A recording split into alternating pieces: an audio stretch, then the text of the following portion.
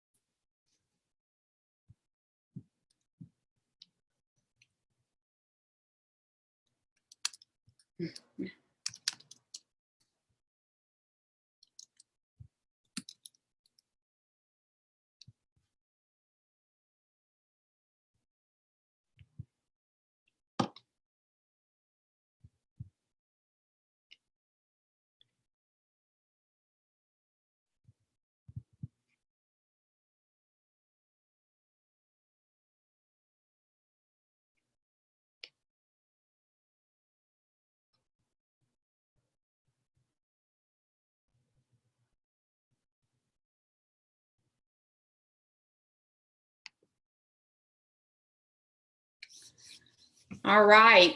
Well, we're going to go ahead and dive in. So I'm going to actually unmute you, Jonathan, and that way if you have questions or if you get in a loud background, you can always mute yourself back, right? And then you can ask questions throughout. So can you hear me okay? I hear you perfect. Awesome. Okay.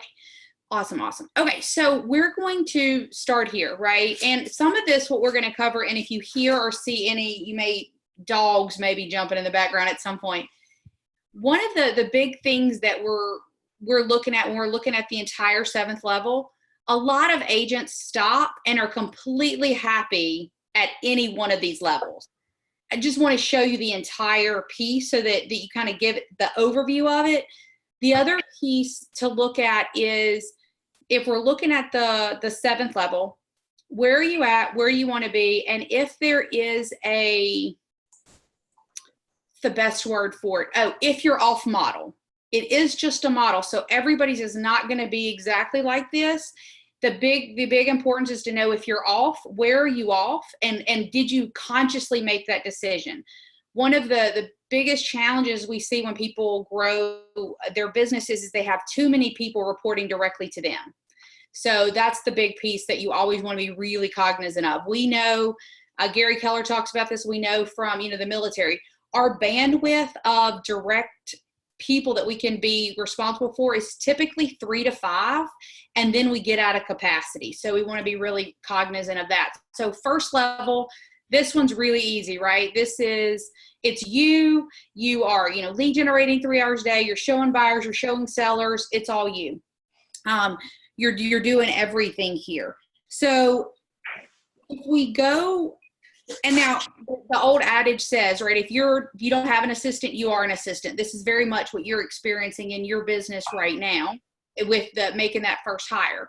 Now, typically we say to hire an admin, you want to be on track for 30 to 45, just so that financially it makes sense. And most people need to hire before then, or you're going to end up hiring out of need or desperation. And so, or you're going to hire them and not have the time to do any type of training, even though when I talk about the training, I'm typically talking about, for the most part, you need to be training your admin in how you want things done, your value proposition, and that type of thing. And yet you may not be the right person to train them in creating systems. A lot of us entrepreneurs aren't.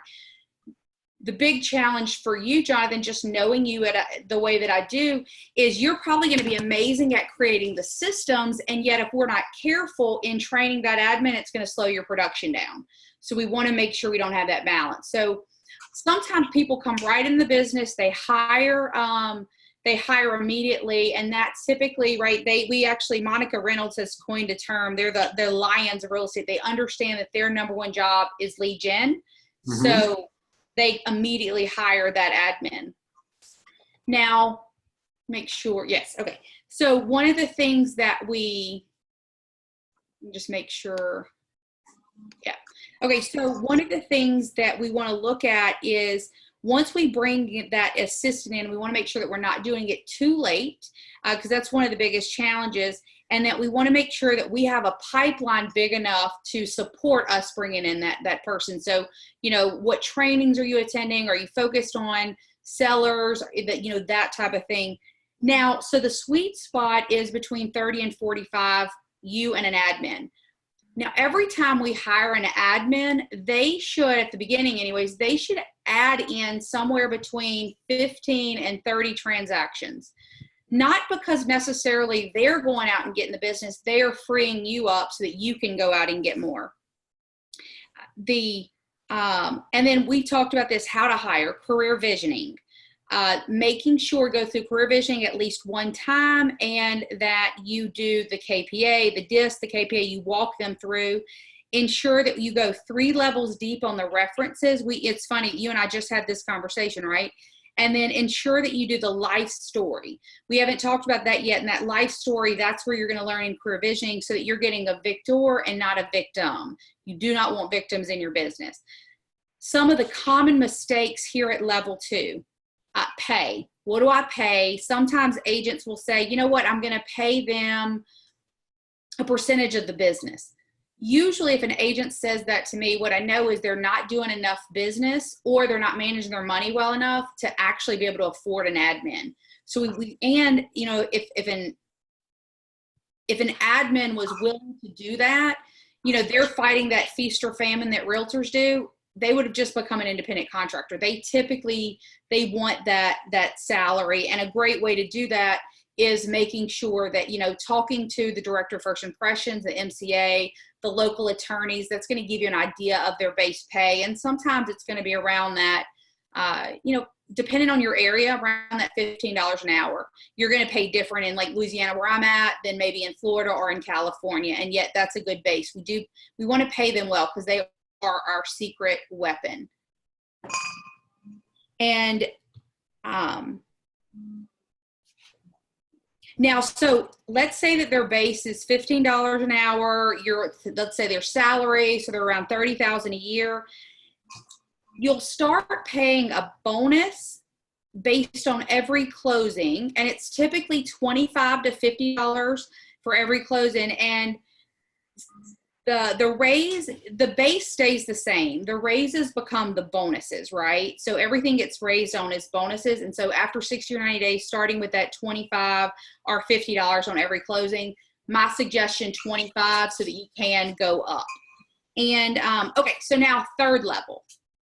Now this is where most people make their largest mistake, is they actually jump from 2nd level to 4th level. So what that means is they don't hire that second admin. So just like what you and I talked about the other day, right here, you're looking for your lead admin, and you already have a transaction coordinator. Mm-hmm. So that's perfect. And then, right, adding, and we're going to be looking at 4th level. So one thing that you want to make certain is, as your lead admin comes in, because it doesn't matter who you hire first, you're eventually one of these, you're going to say, okay, you're my lead. You want to make sure that they are reporting to you. They, through the training process, because you're using a transaction coordinating company, through the training process, you're going to be heavily involved. And yet eventually that person is going to report to your lead admin, not to you. We set this up because the next level, you're going to have a showing assistant reporting to you, and then you're going to have an ISA, OSA reporting to you. So we want to make certain that we don't have too many people reporting to you, and then you have to change that later. So want to make sure that only one person is reporting to you, so that you're in charge of their hiring, their training, and then this lead admin, they're in charge of that transaction coordinator. They're going to be the person that eventually one day they may look up and go, you know what, it would actually be cheaper. I know the systems, it would actually be cheaper if we hired a virtual assistant to this, or if I took it on, or if so-and-so, or I've been researching, there's other transaction companies that are better for a different price, right? So that's going to be their job. And that way we also make sure the other challenge in this spot with the 2 admin is we want to make sure they're not job sharing. And that really comes into when we talk about job sharing, you know, we think about the book, The One Thing. In the job sharing, the challenge is somebody's like, oh, I thought you had that on the file. I thought you had that. No, right? This is the roles. Now, something to keep in mind. So from here, we want to bring in, we go to the 4th level. Now in the 4th level, what we want to be looking at is, and a lot of times in this scenario, we're on track with an agent and 2 admin. You're on track for around 75 transactions with this. Now, depending on how fast you want to do it, would be how soon you bring in the showing partner. So for instance, maybe like you're in, you have different businesses going on, that type of thing. And you go, okay, I want to bring in a showing partner to help me get to 75. And it, now, or, and beyond. So now we've got that 4th level, and there's 2 parts in the 4th level. So we've got our lead admin that reports to us. We've got our showing assistant, and the showing assistant reports to you. And then we've got an OSA or ISA that we're going to hire. Now, the way that this is typically, so we're hitting 75, then you bring in that OSA or ISA. Now, at this point, you're still lead generating for business. They're lead generating some, and yet that's not really their focus. They're going out and showing houses. You may have, if the intent is to bring this showing assistant to grow them into a buyer's agent, then they would be lead generating so that they know what to do, right? And yet they're taking care of all the showings. Now we talk about the showings. They're going to come in, you do a buyer consultation at the office, your showing assistant is there with you. That way the handoff is smooth, at least whenever possible. Showing assistant is there with you. Then the showing assistant goes and shows the houses. Now, while they're showing the houses, they're in charge of pulling new houses that these people need to look at, that type of thing. They're ready to write a contract. They come back to you and you write that contract. Now it's under contract. Your team is handling all the transaction to close. If a door needs to be opened, if they want to come back and show their mom or dad or grandparents the house, inspections, the showing assistant is handling all of that. So you're never going to go, you're never going to go back out there. So that's what that model looks like. And I say never, rule of thumb, right? There's always exceptions to everything. And yet, so the showing assistant is doing that. So when you bring in that showing assistant, you want to make sure that and this is why it matters when you bring people in, you don't just disappear. So like you have that admin, they're being trained, they're, at your hip for a while. Now you have that showing assistant and you want them on your hip. So they should be looking at, you probably should be, doing at least, 50 buyer consultations with them before they're on their own. And then that's probably when they're moving into that buyer's agent's role. So you're teaching them how you think, how you want them to think, how you treat your customers, all of that, because whatever you teach them is what they're going to do. And so, they're very much tied at the hip. You're teaching them negotiating skills, and that way they can go up to that buyer's agent. Now, so in here, right, you're still lead generating 3 hours a day. Your OSA, ISA is lead generating 3 hours, more than 3 hours a day. And yet they're driving listings for you, buyer consultations for you that you can take in the office, and the showing assistant can show. Okay. Now, again, a lot of agents stop right here. Like, this is the model that they'd like to do. And so it depends on what works for you, right? And yet now let's go ahead and graduate up to, and still only 3 people reporting to you. Now let's graduate up to 4th level part 2. Same people reporting to you, and yet it grows just a bit. So now you've got the showing partner that is graduated, that has grown into your lead buyer's agent.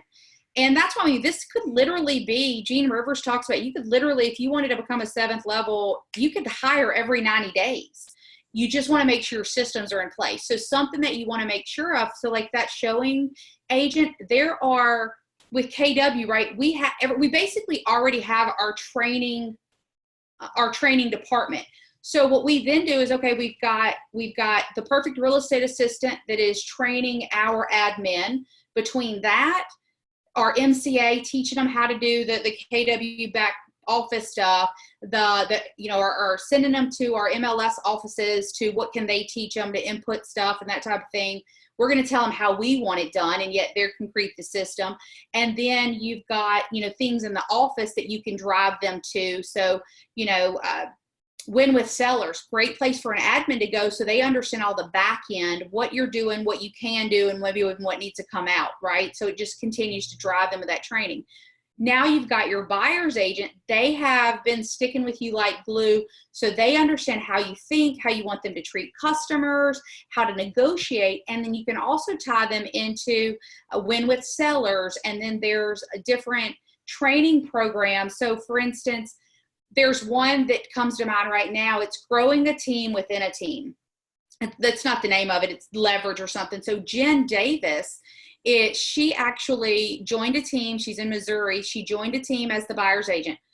First year did 40, second year did 70, I think 70 or 75. And then she brought in, they started utilizing the OSA to set more appointments for her. They hit 110 that year, and then she brought in showing assistants. So her side of the business is doing 200 transactions, and and so you basically have they're everything from an empire builder to a visionary, right? They're working with you on that. So that kind of gives you an idea of the ways that you can support that. The other thing that when you look at this for training, you look at, Bold, great place to have everybody go through. That could be on your twice a year. It helps them with mindset, how to lead generate, who to call. And then that's not as you, the rainmaker, having to step out of your business and train, right? You bring those in. Mm-hmm. So do you have any questions right now up to this 4th level part 2? I do not. Okay. You want me to stop you if I do have a question, or? Yeah. If you have a question, just ask, and we'll go from there. Okay. Yeah. So now we have the 2 admin. So now this part, you could actually right here do this with 2 admin. In the example, they've added the 3rd, and it depends on the number of transactions. So for instance, in this realm, you're probably at some point for about every 50 transactions, hire a new admin. So in this situation, if you're doing 200 transactions with this, you're probably going to have 4 admin. Now that doesn't mean if you're doing 300 or 400, you need 6 or 8. You just need world-class ones. And yet there is that tipping point, right? Like I can do 30, I can do 50, I can't do 70, right? So somewhere in there. And of course, they'll have the systems and models. So we even now have, I'll get to that in a second. So now what you have added is another person lead generating for the team, OSA or ISA. So the OSA, ISA, best case scenario, they have now grown into the lead manager spot. So then we look at how do we pay these people? So an OSA, if we go back up here, let's look at this. So how do we pay this OSA, ISA? Typically, the way it is, it's $2,000 as a base salary per month, and then they get 10% of anything that's closed that they brought, right? That they set the appointment for, right? And your showing assistant, they're typically getting 10 to 15% because again, their job is showing, right? So 10 to 15% for them, and $2,000 a month base for your lead manager, and then you're looking at 10%. So that's the way that piece works. Now, what do we do when we bring in another ISA so that they are actually, because now we've got a lead manager and an OSA. So how do they get paid? The lead manager gets paid the same, $2,000 plus 10%, because they're still setting appointments. Now the difference is they are now also getting a 5% override on what the other OSA or ISA is closing. Is this in the $1 Million Real Estate Agent book, or is this something that's new? It's new. So what it is in through the research. Hey, Angela, through the research that Gary's doing, that's going to bring out the MREA edition 2. You're getting a sneak peek at this basically.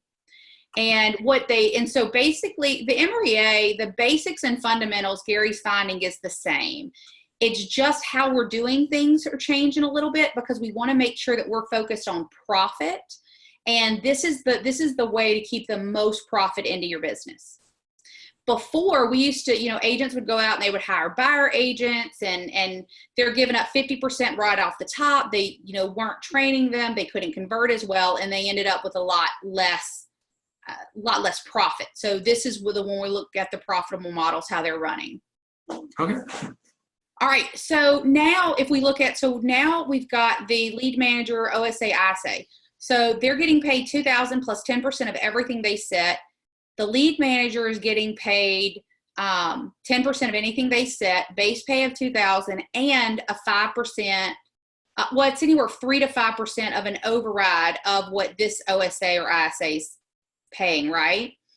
Or this IA is getting paid, setting. So now we've got the lead buyer agent. Now they've grown and they have showing assistants. Now in this situation, the way that it would work, anything set by the team, any leads and things like that come from the team, the buyer's agent, if they choose to take and work the entire transaction, they're going to receive 35%. If they decide to use a showing assistant, the showing assistant is going to get 15% and they're going to get 20%.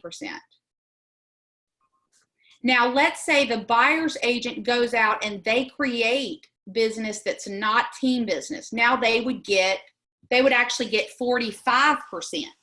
So basically, you're either going to pay the ISA 10% for getting the lead, or the agent has the option of getting the lead and they get the 10%, right? Now let me catch up on my notes. I want to make sure I didn't. Now this is the other challenge in the fourth level, part 1 and part 2. What you'll notice is there's not another listing agent here because we're not there yet, right? We've got people setting appointments for you. We've got people setting appointments for the buyer agent, and the buyer agent setting appointments, and you're setting appointments, right? So everybody's lead generating. And yet you still have only 3 people reporting to you. Those are the people that you are directly in charge of their accountability and their training and that type of thing. And yet, you'll weekly meetings and things like that. And yet they're responsible for hiring and training their next people. Now, what they do when they hire, so they'll go through career visioning and all of that type of thing to learn how to hire. And what's going to happen here is through that piece, and when you're hiring that person, what you're going to then be looking at and saying is, they're going to go find that person. They're going to say, hey, we talked to 100 people. These are the people we brought in. This is who we'd like to hire. And they're going to do something called defense of the hire to you. So basically they're saying, I'm betting my job that I'm hiring right? And then you get to poke holes in it, look at it, you kind of give your seal of approval, yep, go hire that person, right? So that way you're making sure they're hiring correctly. Now,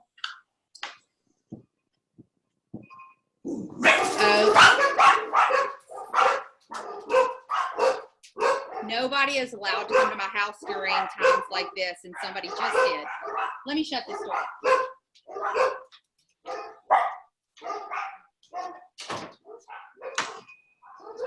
We've got my zoo. All right. Some common mistakes. Some common mistakes. It is putting the wrong people in charge of the wrong people. So what I mean by that is you want to make certain in both of these scenarios, the showing assistant is not report to the admin. I'm sorry, guys. Give me 1 second. Sure.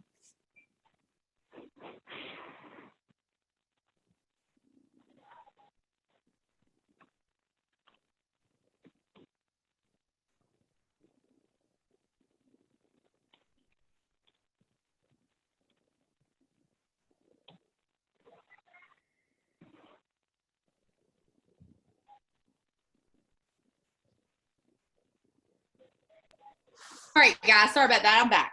All right, so some things that we want to make sure, okay, so that where we were saying is we want to make sure we have a tendency as entrepreneurs and as people that were like, we're busy, we want to go, we could have move that showing assistant over here and say, oh, let the lead admin be in charge of them. No, we need to follow this because these people are going to be the ones that are directly impacted by what you guys are doing. So we want to make sure that we have that set up correct.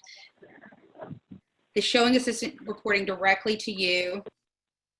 The other thing is having everybody, we talked about this already, everybody, if all of these reported to you, if we didn't set this up right in the beginning, or if we don't go back and correct it, you would absolutely, you'd have 6, 7 people reporting to you. Way too many.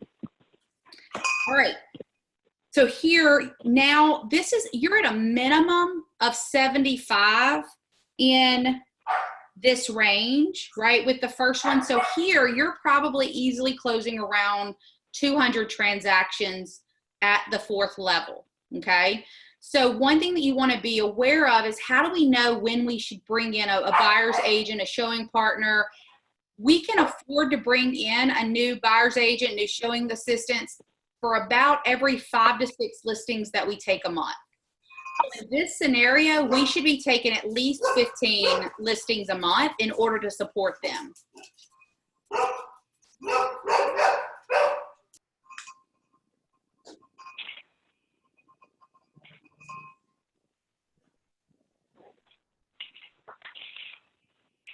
Okay, so at least that to be able to support this, right? And that way you're not spending a lot of money going outside and buying the web leads and things like that, not saying that that's not a good thing, and yet is that the best use of your time and money, right? So now let's go to the 5th level. Now in the 5th level, you're still very much involved, right? Now what you'll just see is that it's just expanded. Now we've got 3 people working in, we're going to say our hub over here with, creating leads. You're still lead generating. The buyer's agent is still generating.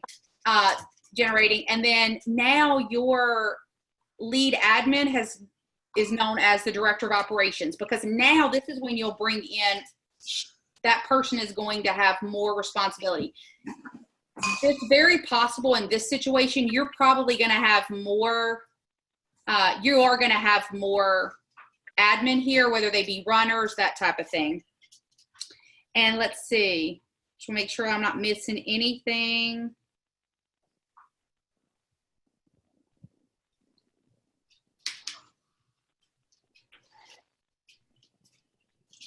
Okay, same thing. Our intent would be these people were coming off of our benches, right? So our showing assistant grows into our lead buyer's agent. One of our ISAs grew into that lead manager. Maybe it's been the same lead manager the entire time. That would be really awesome.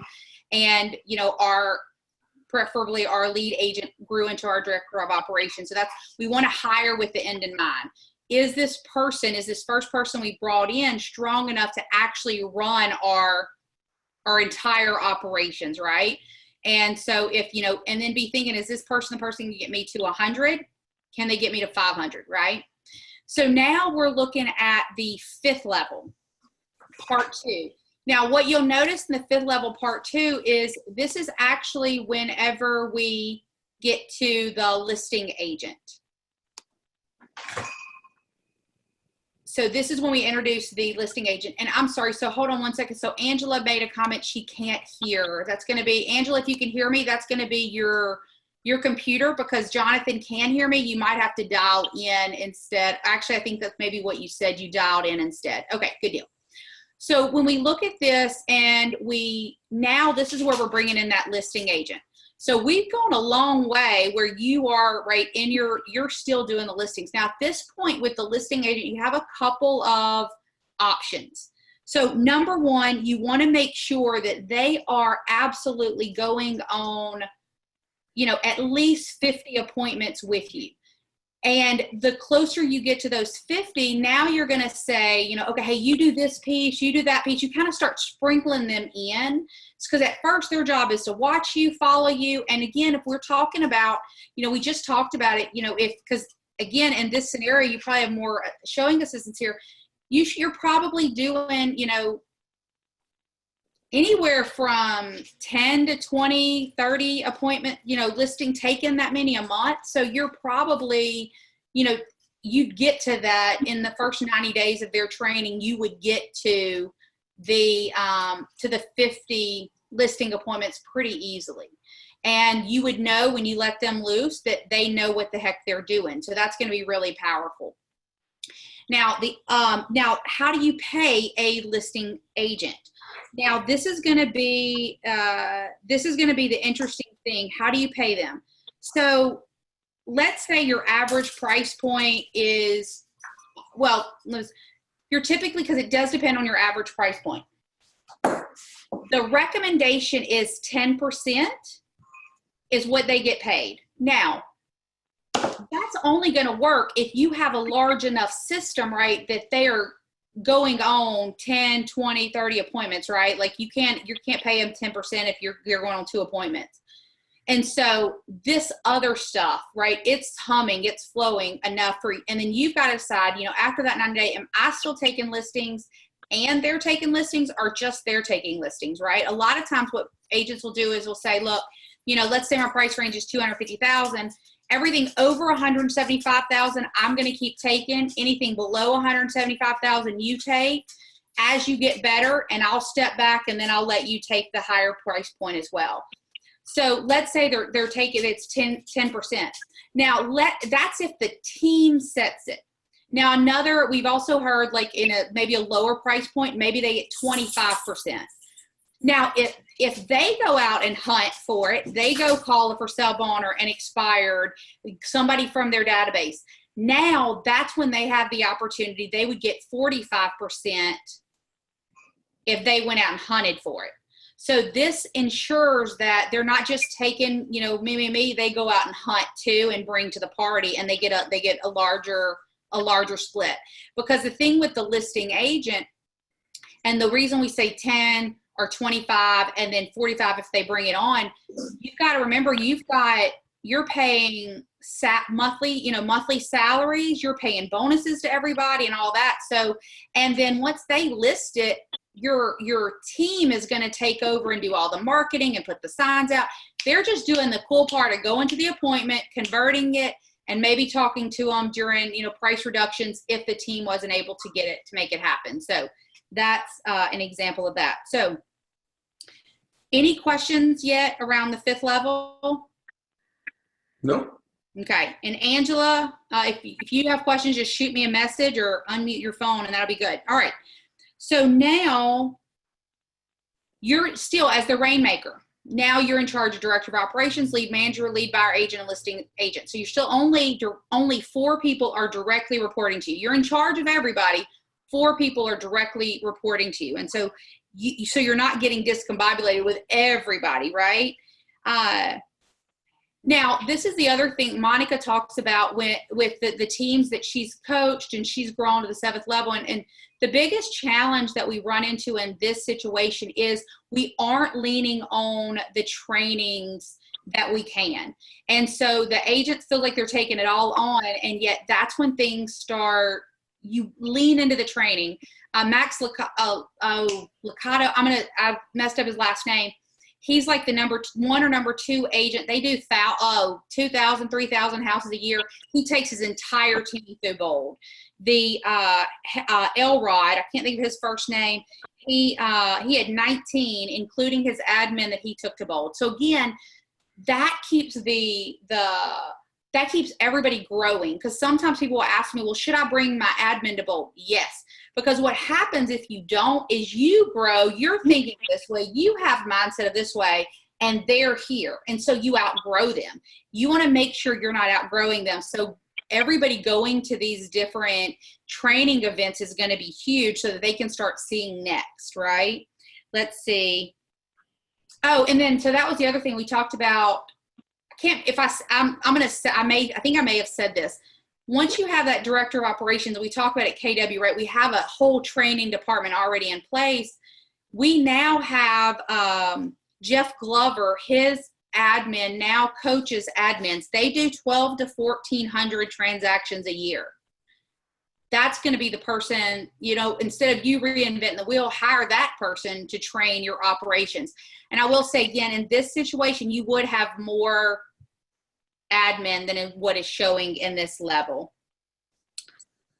Now, the listings agent, what are some of the minimum productions? So let's look at that real quick. So Joe Bogar, Monica, Diana, Tony, the people that they've coached, they recommend a minimum, the minimum of 4 to 6 listings a month. That's the bare minimum. Now, it's because we have to have a starting point. The bare minimum really should be 10. And yet it really depends on your business plan. So let's say that you brought in a listing agent when you were doing 75. You can't just set units a year. You can't say, oh, like the Rainmaker's never done more than 6 listings a month and go, oh, you're going to take 10. Well, the question is, now that doesn't mean they can't grow into that. They can't go take 10 by themselves, right? Or they would just go be an agent on their own. It's what support are you giving them? What is the lead generation you're getting from your database? What other systems do you have into place? Is your outbound sales, inbound sales setting appointments for them, right?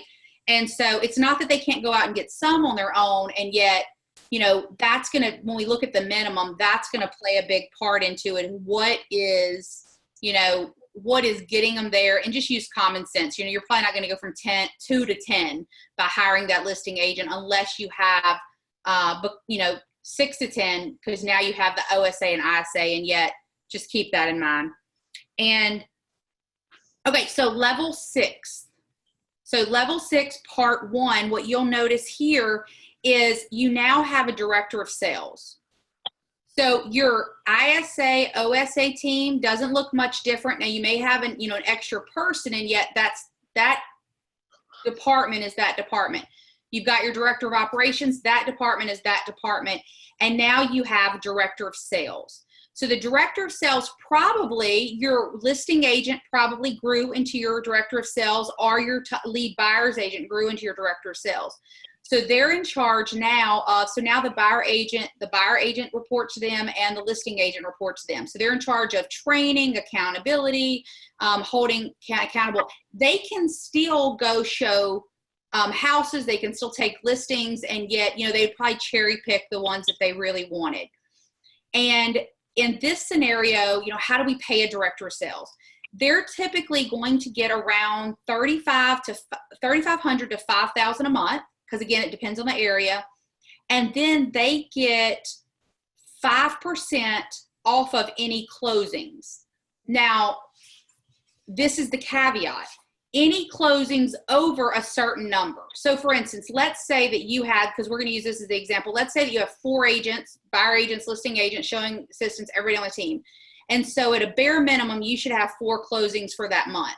So anything over 4, the director of sales would then get 5% on. Okay, so whatever the minimum standard is, then anything over. That way, again, they're incentivized to go over. And so that would be, that's their job. Then the question would be, and in this scenario, you see we've also added an expansion agent. So, you know, let's say if this situation, they're, you know, this team's knocking it back, they're doing 100, 200 transactions, and we won't go into this really far because it's a whole nother conversation around expansion. And yet, let's say that that's what they're doing, and they say, okay, we're going to, I'll use my area. So in Monroe, within our same MLS, we have Monroe, and then we have Ruston. Ruston's about 30 minutes away, and yet it's an entirely different community. Ruston doesn't like to use Monroe agents to list their houses and stuff. Like, it's very tight knit, and yet they have a higher price point. So what an agent that's doing, you know, 100 plus transactions here, they might go, you know what? I'm going to go hire an agent that's from Ruston to be my agent there. My hub, right? They're still going to be making my phone calls. They're going to continue. They're going to be generating for that expansion agent. The hub will continue to do all their paperwork, and yet now I can have an expansion agent there, and that agent can do 20 to 50 transactions out of my hub. And then you can continue to grow that, right? And so expansion's not for everybody, and yet that's kind of an idea of what that looks like. And then 6th level, part 2, now you have multiple expansion businesses, and you have a director of expansion. So again, you only have 1, 2, 3, 4 people reporting directly to you. You're in charge of everybody, and yet you've got those type of relationships, okay? Then 7th level, you now would replace yourself as a CEO. Now, this is interesting. Some agents, like, this is their whole thing. They come into the business, I'm going to replace myself. Other agents are like, I have no interest of ever replacing myself, at least not till I'm 80. That's okay. What is the path? So the only difference in the 7th level than the 6th is that you are hiring a CEO. So now the only person that reports to you is the CEO, and they're stepping into your spot. Now, the interesting thing with this, though, is, hold on one second, because I want to get to my notes. I want to go, okay, how do you find that CEO? How do you find that person? How much do you pay that person? They have to have the capacity to run the entire thing. You'll find these at, Mega Camp, Family Reunion, agents around your office, other teams. Maybe it could be a CEO from another industry. They understand director of sales, even if they don't understand real estate right yet. They understand that they can manage and lead director of sales. Now, typically the CEO pay is $150,000 to up to like $450,000. That's base. And because that's the level of talent you're looking for. You're looking for somebody that's already proven themselves, or maybe they did rise to the ranks with you, and yet, so it could be somebody, but either way, this is going to be somebody that knows how and makes a lot of money, right? Now, so let's say, so these are some things. We know you've got to have the systems in place. You've got to have at least 5 solid, strong lead generation systems. You got to have a strong database. And Monica actually mentioned this. She said, Gary told her one time, he said, if you don't meet your goals, that means you didn't meet your list. You didn't take your listings. If you didn't take your listings, it's because you don't have a strong enough database, or data bank, as Lance Loken calls it. So, we want to make sure that we've got those things set up and strong. Now, you still get paid here, and that's going to be the typical thing. Let's say in this scenario, you get paid $250,000. That's what you've earned through growing the business. Let's say your CEO makes $150,000. All the expenses are paid. If the CEO is getting the $150,000, which is on the low side, they're probably going to get more of the profit. So, for instance, they may be getting 40% or more. So you got your $250,000, they've got their $150,000. Expenses are paid. We have this profit. Now they're going to get 40% of that at least, right? Maybe more, because basically they've got to be, because they're talent. They've got to be so excited about working, maybe 7 days a week, right? For branding, and that you are the brand, right? So we've got to make sure they stay excited about that. So how do you know when you hired the wrong CEO? It's not cohesive, or really any time throughout this that you hire the wrong people, it's not cohesive. They're not working or building the brand value. And the other thing here is you want to be aware of, how do you know, right? The lowest person on the totem pole is your standard. So let's say that your agents are doing 3 to 4, 5, 6 transactions a month, and you have this one agent that does 1 and then doesn't close and then does 1. That's right? That is your standard. So you got to really pay attention to that.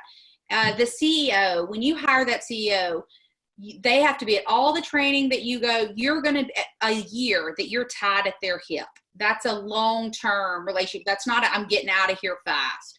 Not if you really want to do it at a high level. So some of the biggest mistakes is that you don't pay yourself, or you get out too fast, or you hire that wrong. So, so never step away from that CEO too fast. So anyway, so that's kind of the nutshell of, you're single all the way to that 7th level. And I will say, I'll add this, and then any questions that you guys have, I'd love to answer those. The big piece that you want to keep in mind is that there is no right or wrong answer. Some agents, they want to stay at level 1. Other agents that, they're like you, I want an admin, 2, 3. It's wherever it makes sense and it lives your best life. And yet there is a system to get through all the way through. So, Angela, Jonathan, any questions, anything that you'd want to add based on what we talked about today? No. Nope. Angela says no. Okay, yeah, thank you. My pleasure, Angela. What about an aha? What's something that you didn't know before you started this call that now you're like, that makes it easier, or anything like that? Like, For me, the commission structure for these individual parts, like a lead buyer, lead manager, is how to pay them. That was interesting. yeah, okay, very cool. Yeah, I love that, because a lot of times we're just like, who, where, and where do we find that information out at? Yeah, love that. All right. Angela, any ahas from you?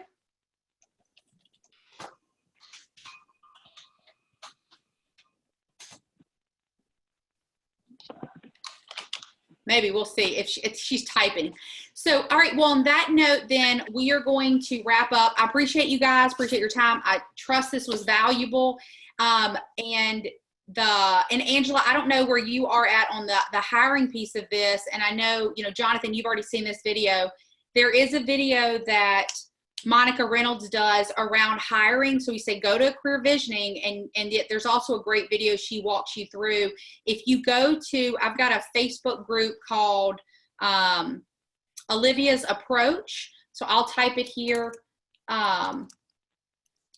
If you go there, join that, Angela, there's actually that video that you can click. I've already posted it of Monica. So, all right, on that note, you guys have an amazing day. I'll turn you back over to your businesses, and I'm out. Bye. Have a good week. You too.